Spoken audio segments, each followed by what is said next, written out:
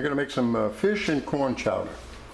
First thing is to sweat up the leeks and make sure when you cut up the leeks you wash them because they're usually sandy, and don't use the green part. The onions, tomato, celery. I'm going to sweat that up with a little garlic. Put a little oil in the pan. You could use butter if you want. I'm using olive oil. And then add the vegetables. We're not here to color the vegetables. We're just here to sweat them up a little. Get all the flavor.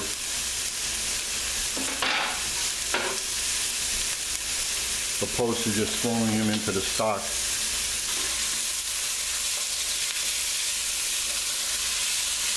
And while these are sweating up, just put a little salt and pepper. That's sea salt. Everything should be seasoned in the recipe. Very similar to bouillabaisse with a few missing items. When this sweats up a little, then we're going to put the white wine. Now that's sweat up a little, we put the white wine, dry white wine.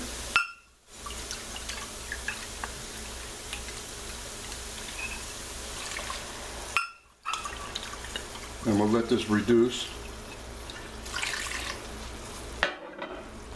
You turn the flame up. And also, since the potatoes, half the potatoes are ready,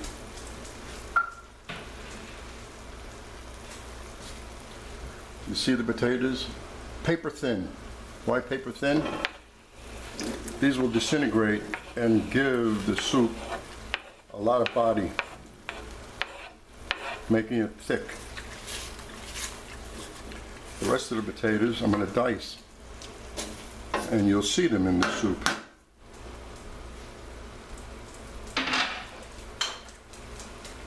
So we'll let this go for a few minutes, let the wine reduce down. Then we'll add the fish stock. I'm going to put in the thyme and the bay leaves now. You can use fresh thyme if you want. I'm using dry. Dry thyme is pretty good. Now I'm going to add the fish stock to that.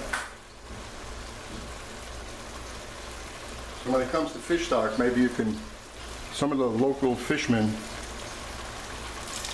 little fish markets, make fish stock and put it in the freezer. If not, ask your fish guy to give you some bones from a white type fish, and then you can make your own fish stock. Now the diced potatoes. Now this is going to cook, and after it cooks down and the potatoes break up, we get a little body.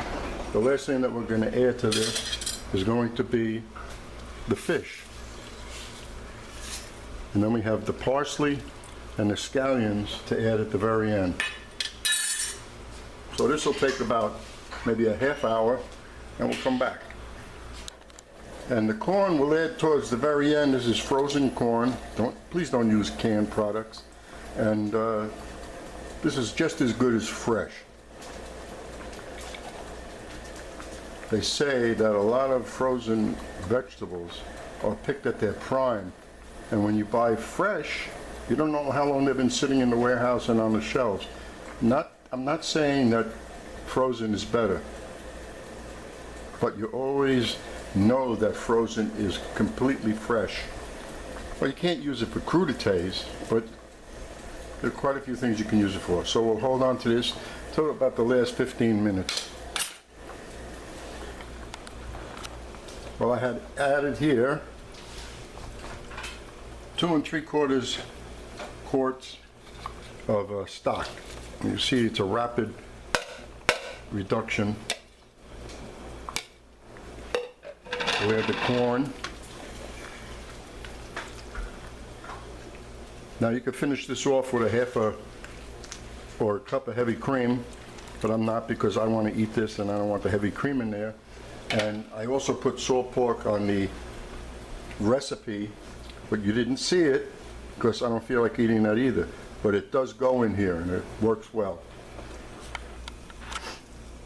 Now I'm going to finish this up now. I'm going to add the fish. Your favorite fish, a nice white fish, or whatever you like, it really doesn't matter. It's the fish stock that's important. So that fish is in there. And don't forget, this is about, if you see the amount, it's close to 3 quarts of fish stock. Boiled down. The ratio of the stock to the solid here is great. And we'll add leafy parsley. Don't use the tight parsley, this has a better flavor. And the scallions.